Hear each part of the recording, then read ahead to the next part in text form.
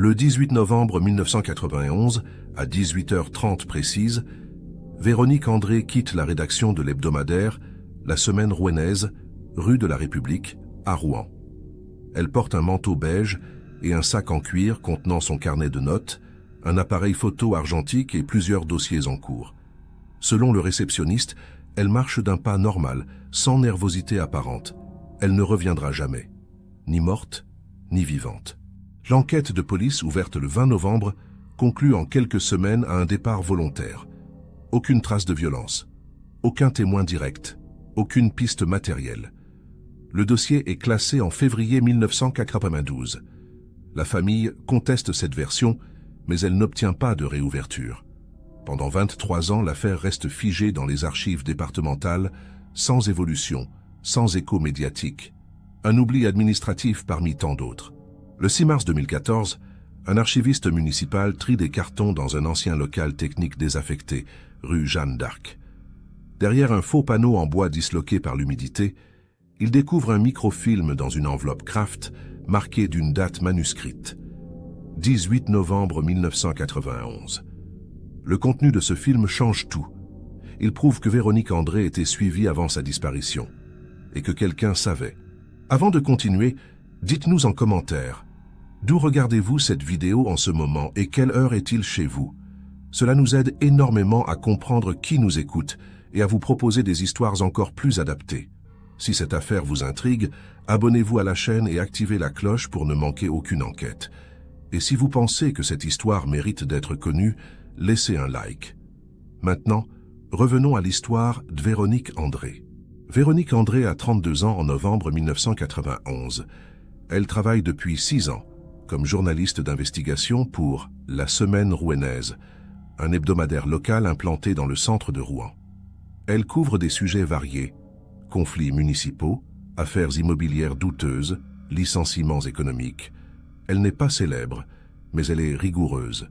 Ses articles sont précis, documentés, parfois embarrassants pour certains élus locaux. Elle ne signe rien sans vérifier 2 fois. En octobre 1991, elle travaille sur un dossier qu'elle évoque plusieurs fois en réunion de rédaction. Des irrégularités présumées dans l'attribution de marchés publics pour la rénovation d'un quartier de Rouen.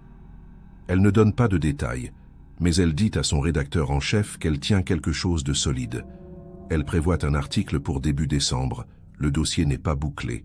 Elle attend la confirmation d'une source anonyme qu'elle refuse de nommer, même en interne. Le 18 novembre, elle suit sa journée habituelle. Elle arrive à 9h, participe à la conférence de rédaction de 10h, déjeune seule dans un café proche, puis passe l'après-midi à relire des documents et à appeler des contacts. Vers 17h30, elle range ses affaires dans son sac, enfile son manteau et annonce qu'elle rentre chez elle. Elle vit seule dans un petit appartement rue Beauvoisine, à 20 minutes à pied de la rédaction. Elle salue 3 collègues et quitte le bâtiment. Le lendemain matin, elle n'apparaît pas au bureau. Ce n'est pas inhabituel. Il lui arrive de travailler depuis chez elle ou de partir en reportage sans prévenir systématiquement. Mais en fin de journée, son rédacteur en chef tente de la joindre par téléphone. Pas de réponse. Le 20 novembre, après 48 heures de silence total, il se rend à son domicile accompagné d'un collègue. L'appartement est fermé. Personne ne répond. Le concierge ouvre la porte. L'appartement est en ordre. Le lit est fait. Aucun signe de départ précipité. Mais un détail intrigue. Son répondeur téléphonique contient plusieurs messages non écoutés, tous datés du 19 et du 20 novembre. Véronique André n'est jamais revenue chez elle après avoir quitté la rédaction le 18 au soir. C'est à ce moment que son rédacteur en chef contacte la police. Le lendemain, une enquête pour disparition inquiétante est officiellement ouverte. L'enquête est confiée à la brigade criminelle de Rouen. Les premiers interrogatoires commencent le 21 novembre 1991. Les collègues de Véronique André sont entendus un par un. Tous confirment qu'elle semblait normale le 18 novembre. Aucun signe de stress inhabituel. Aucune confidence alarmante. Elle parlait de son dossier sur les marchés publics, mais sans dramatiser. Elle disait attendre une confirmation avant de publier. Personne ne sait qui était cette source anonyme. Le rédacteur en chef, Philippe Moreau, déclare que Véronique était une journaliste méthodique, jamais impulsive. Elle ne partait jamais en reportage sans prévenir, surtout pas plusieurs jours d'affilée. Il précise qu'elle avait mentionné, 2 semaines plus tôt, avoir reçu un appel téléphonique étrange au bureau. Un homme, selon elle, qui avait raccroché sans parler. Elle n'y avait pas accordé d'importance. Moreau non plus.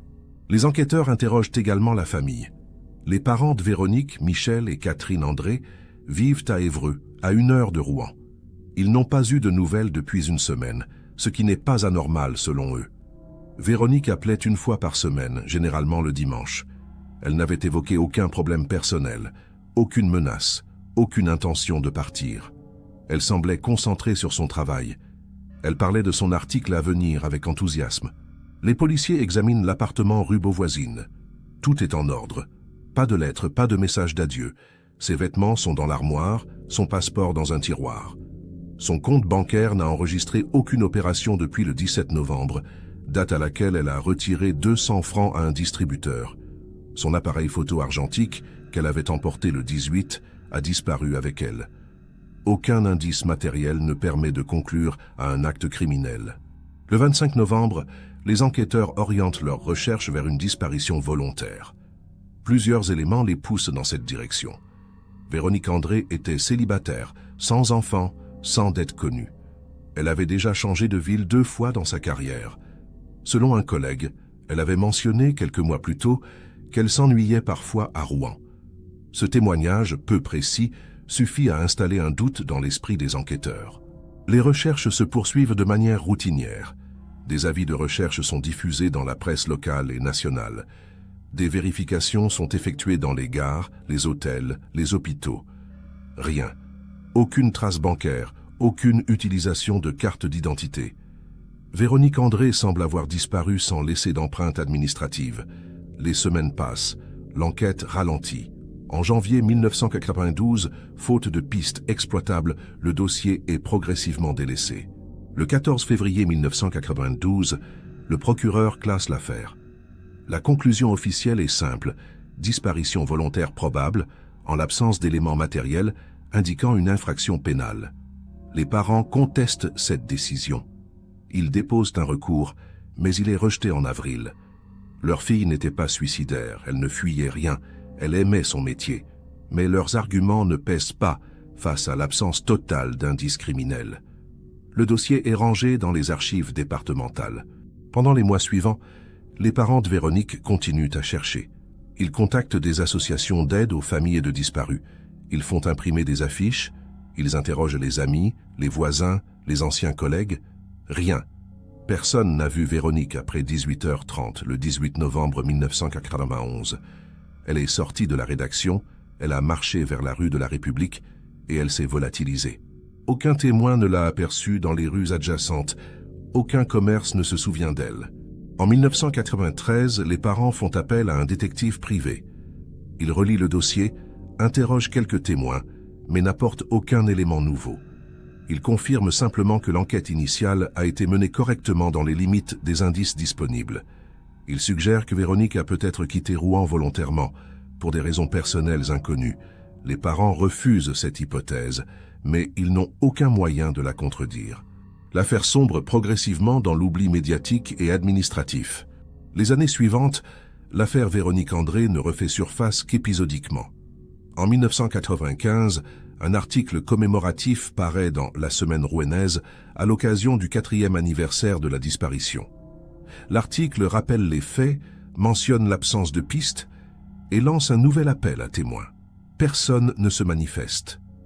En 1998, les parents de Véronique organisent une cérémonie symbolique à Rouen.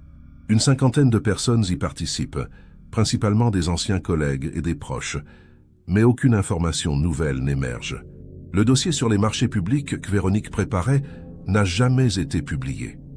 Après sa disparition, Philippe Moreau, le rédacteur en chef, a tenté de reconstituer son travail.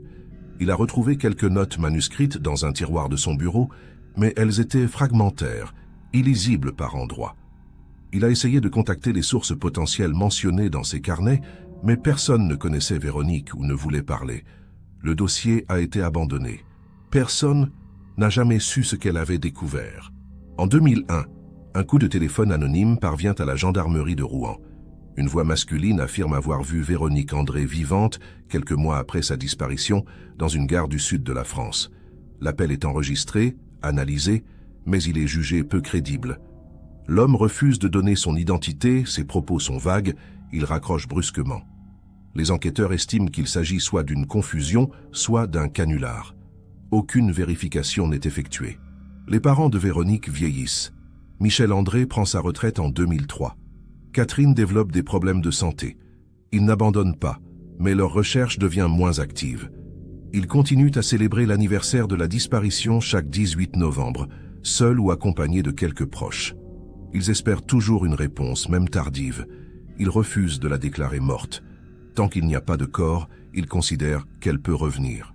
En 2007, une émission de télévision consacrée aux disparitions non résolues diffuse un reportage sur l'affaire Véronique André. Le segment dure 12 minutes. Il retrace les faits, montre des photos de Véronique, interroge ses parents. L'émission génère une petite vague de réactions sur Internet, mais aucune piste concrète. Quelques téléspectateurs contactent la production pour signaler des sosies, mais aucune identification n'aboutit. L'affaire retombe dans le silence. Entre 2008 et 2013, plus rien. Aucun développement, aucune piste, aucun témoignage. Les parents de Véronique continuent leur vie, marqués par l'absence. Ils ne parlent presque plus de leur fille à l'extérieur du cercle familial. Ils savent que la plupart des gens ont oublié. Même à Rouen, où Véronique a vécu et travaillé, son nom ne dit plus rien à la majorité de la population. L'hebdomadaire. La semaine rouennaise a changé de direction, de locaux, de rédaction. Plus personne ne se souvient de la journaliste disparue. En janvier 2014, Michel André tombe gravement malade. Il est hospitalisé à Évreux pour des problèmes cardiaques. Catherine passe ses journées à son chevet. Il parle peu. Mais un soir, Michel demande à sa femme si elle pense que Véronique est encore vivante quelque part. Catherine ne sait pas quoi répondre. Elle dit qu'elle veut y croire, mais qu'elle n'y croit plus vraiment. Michel hoche la tête. Il dit qu'il aimerait savoir, avant de mourir. Juste savoir ce qui s'est passé. Catherine pleure. 2 mois plus tard, le 6 mars 2014, un événement imprévu fait basculer l'affaire.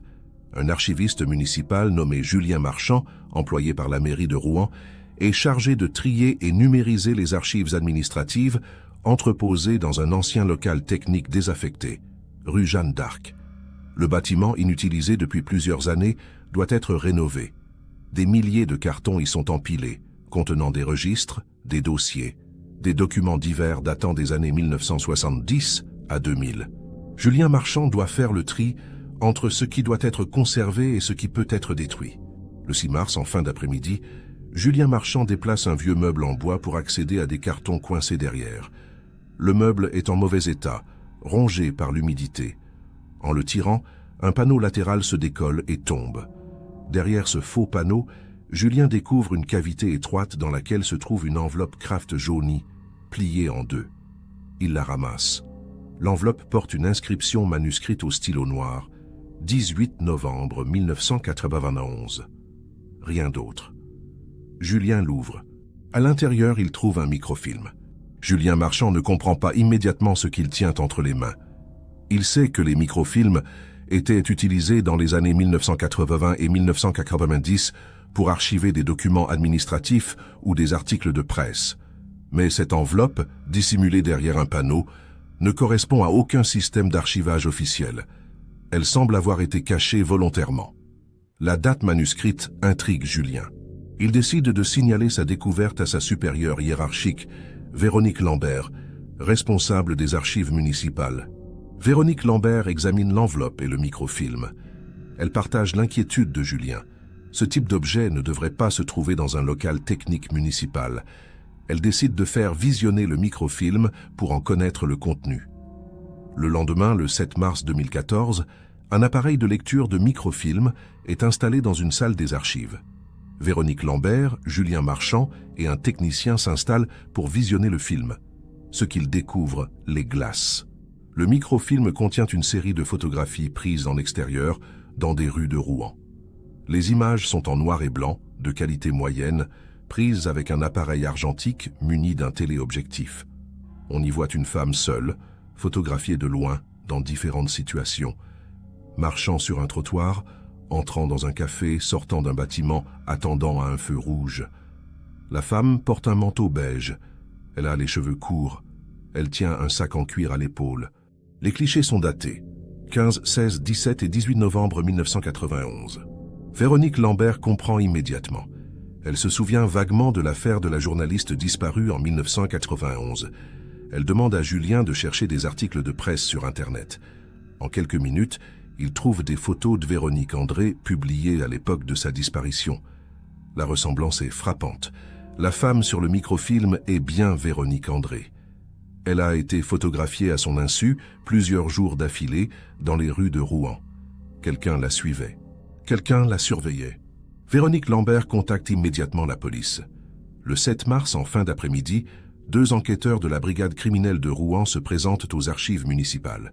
Ils récupèrent le microfilm et l'enveloppe. Ils interrogent Julien Marchand sur les circonstances exactes de la découverte. Ils inspectent le local technique où le microfilm était caché.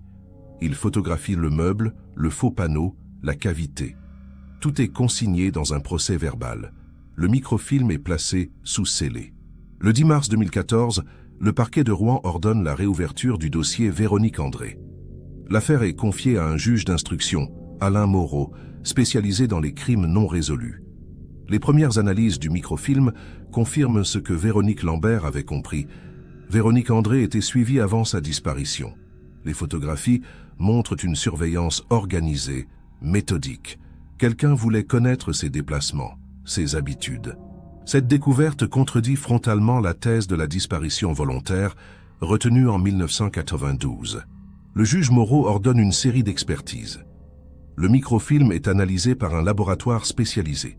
Les experts tentent d'identifier l'appareil photo utilisé, l'angle de prise de vue, les lieux exacts où les photos ont été prises. Ils parviennent à localiser plusieurs rues de Rouen, rue de la République, rue Jeanne d'Arc, quai de la Bourse. Les images montrent que Véronique était suivie dans ses trajets quotidiens entre son domicile, la rédaction et divers lieux du centre-ville. La surveillance semble avoir duré au moins 4 jours. Les experts tentent également de déterminer qui a pu réaliser ces photographies. L'appareil utilisé était probablement un réflexe argentique de qualité moyenne, équipé d'un téléobjectif de 200 à 300 mm. Ce type d'équipement n'était pas rare en 1991, mais il suggère un certain savoir-faire photographique. Les clichés sont cadrés, nets, pris à des distances variant entre 20 et 50 mètres. La personne qui les a réalisés savait ce qu'elle faisait. Elle avait de l'expérience. Elle ne voulait pas être vue. Le juge Moreau fait également analyser l'enveloppe Kraft et la calligraphie manuscrite.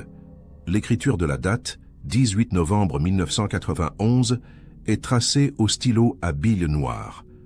Un graphologue examine l'inscription.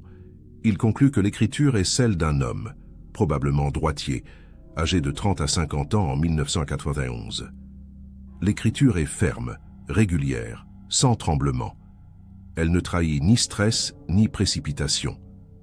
La personne qui a écrit cette date savait ce qu'elle faisait. Elle archivait un document important. Elle le cachait pour qu'il ne soit pas découvert immédiatement. Le 15 mars 2014, le juge Alain Moreau convoque les parents de Véronique André. Michel André est encore fragile après son hospitalisation, mais il tient à se déplacer. Catherine l'accompagne. Ils arrivent au palais de justice de Rouen en milieu de matinée.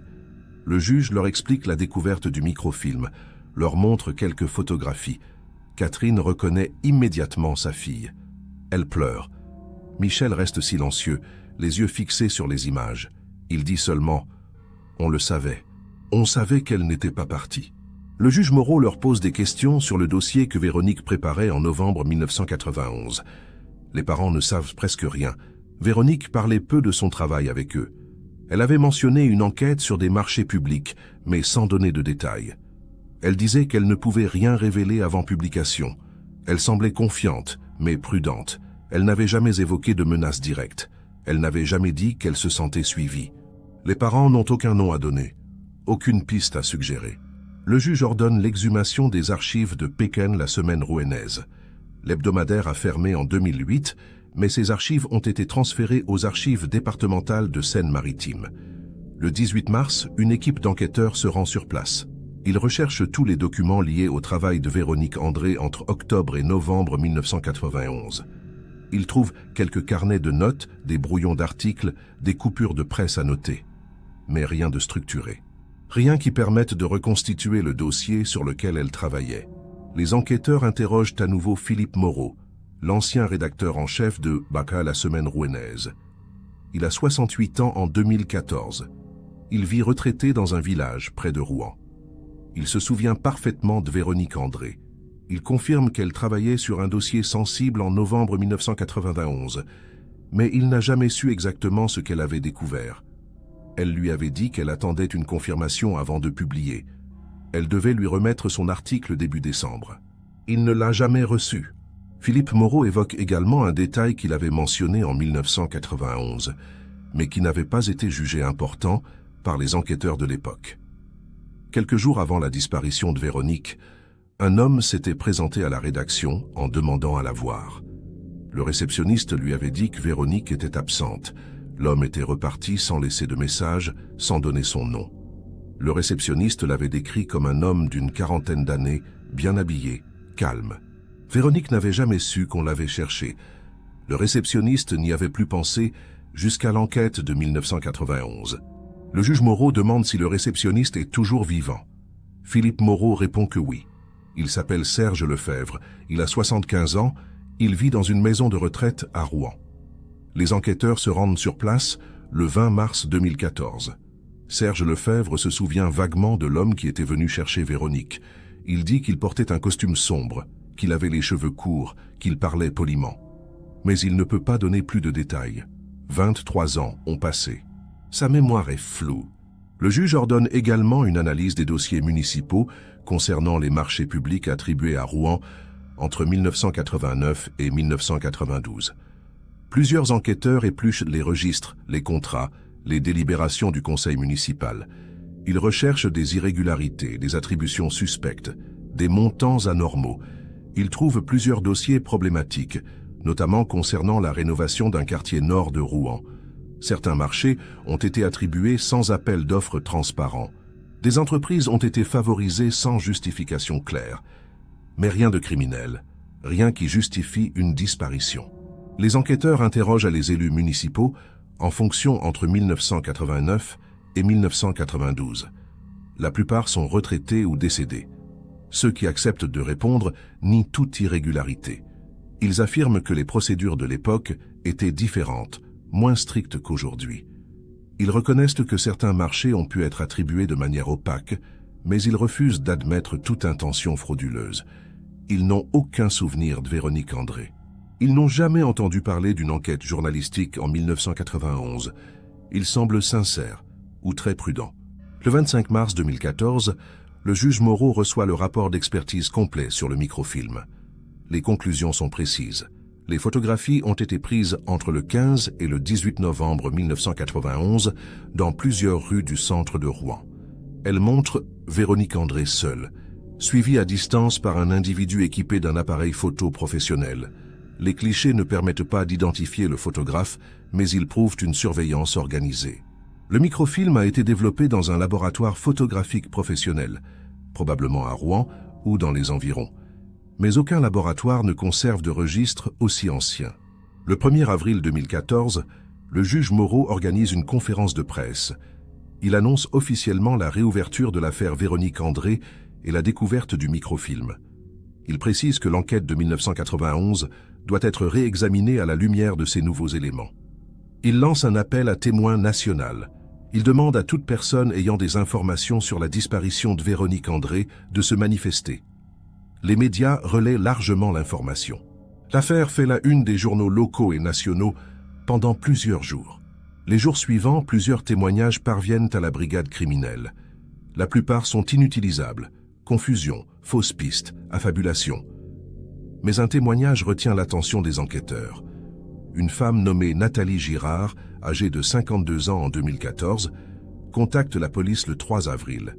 Elle explique qu'elle travaillait en 1991 comme secrétaire dans une entreprise de travaux publics impliquée dans plusieurs marchés municipaux à Rouen. Elle se souvient vaguement de Véronique André, qui était venue l'interroger en octobre 1991.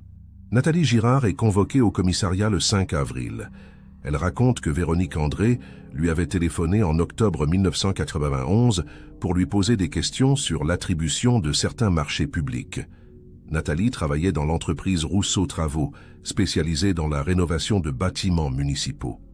Véronique voulait savoir comment l'entreprise avait obtenu plusieurs contrats sans appel d'offres transparent. Nathalie avait accepté de la rencontrer discrètement dans un café après ses heures de travail. Elle lui avait donné quelques informations sans aller trop loin. Nathalie explique qu'elle avait peur de perdre son emploi si son patron apprenait qu'elle parlait à une journaliste. Elle avait demandé à Véronique de ne jamais citer son nom. Véronique avait accepté. Elle s'était vue 2 fois, en octobre 1991. Nathalie avait fourni des photocopies de contrats et des notes internes montrant que certains élus municipaux avaient des liens étroits avec les dirigeants de l'entreprise Rousseau Travaux. Véronique lui avait dit qu'elle tenait quelque chose de solide, qu'elle allait vérifier d'autres sources avant de publier. Nathalie Girard précise qu'après la disparition de Véronique, elle a eu très peur. Elle n'a pas osé contacter la police en 1991. Elle craignait d'être impliquée, d'être accusée d'avoir fourni des documents confidentiels. Elle a gardé le silence pendant 23 ans. Mais en voyant la conférence de presse du juge Moreau, elle a décidé de témoigner. Elle dit qu'elle regrette de ne pas avoir parlé plus tôt. Elle pense qu'elle aurait pu aider. Elle pleure en disant cela. Les enquêteurs la remercient. Son témoignage est enregistré. Le juge Moreau ordonne une enquête approfondie sur l'entreprise Rousseau Travaux. Les registres commerciaux montrent que l'entreprise a fermé en 1998, après la mort de son fondateur, Bernard Rousseau. Plusieurs anciens employés sont localisés et interrogés. La plupart ne se souviennent de rien. Certains confirment que l'entreprise avait des relations privilégiées avec certains élus municipaux dans les années 1990, mais ils refusent d'en dire plus. Ils ont peur, même 23 ans après. La peur est encore là. Les enquêteurs tentent de retrouver la trace de Bernard Rousseau. Il est décédé en 1996, à l'âge de 62 ans, d'un infarctus. Sa veuve, Françoise Rousseau, vit encore à Rouen. Elle est interrogée le 10 avril 2014. Elle nie toute implication de son mari dans la disparition de Véronique André. Elle affirme qu'elle n'a jamais entendu parler de cette journaliste. Elle dit que son mari était un homme honnête, respecté. Elle refuse de répondre aux questions sur les marchés publics. Elle demande aux enquêteurs de partir. Ils partent. Le 15 avril 2014, le juge Moreau reçoit un coup de téléphone anonyme. Un homme, la voix altérée, dit qu'il sait ce qui est arrivé à Véronique André. Il dit qu'elle a été enlevée le 18 novembre 1991 dans la rue de la République par 2 hommes qui l'attendaient dans une voiture. Il dit qu'elle a été tuée le soir même, dans un entrepôt désaffecté près du port de Rouen. Il dit que son corps a été jeté dans la Seine. Il raccroche. Les enquêteurs tentent de localiser l'appel. Il provient d'une cabine téléphonique publique, dans une gare parisienne. Impossible de remonter la piste. Le juge ordonne des recherches dans la Seine, près du port de Rouen. Plusieurs plongeurs de la gendarmerie inspectent les fonds pendant une semaine. Ils ne trouvent rien. Aucun ossement, aucun objet personnel, aucune trace de Véronique André. Le témoignage anonyme ne peut pas être vérifié. Il est classé comme non exploitable, mais il reste dans le dossier. Comme une ombre, comme une possibilité. Le juge Moreau sait qu'il ne saura peut-être jamais si cet homme disait la vérité. En mai 2014, l'enquête ralentit. Les pistes se tarissent, les témoignages se contredisent. Les archives municipales ne livrent rien de décisif. Le microfilm reste le seul élément concret prouvant que Véronique André était surveillée avant sa disparition. Mais personne ne sait qui la surveillait ni pourquoi. L'enquête sur les marchés publics révèle des irrégularités, mais rien de suffisant pour justifier un meurtre.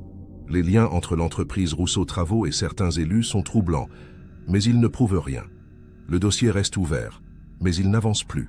Le 18 novembre 2014, 23 ans jour pour jour après la disparition de Véronique André, ses parents organisent une cérémonie commémorative à Rouen.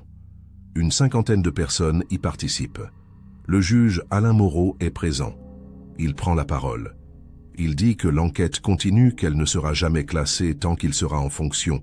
Il dit que Véronique André mérite la vérité. Mais il ne promet rien. Il ne peut rien promettre. Michel et Catherine André le remercient. Ils savent qu'ils ne sauront peut-être jamais ce qui est arrivé à leur fille. En 2015, Michel André décède d'une insuffisance cardiaque. Catherine continue seule. Elle maintient le site internet créé en mémoire de Véronique. Elle répond aux messages de soutien. Elle espère encore. En 2018, elle accorde une interview à un média local. Elle dit qu'elle ne comprend pas pourquoi quelqu'un aurait voulu faire du mal à sa fille. Véronique était journaliste, pas criminelle. Elle cherchait la vérité. C'est tout. Catherine pleure. Elle a 82 ans. Elle est fatiguée. Le dossier Véronique André reste officiellement ouvert. Le microfilm est conservé dans les archives judiciaires de Rouen.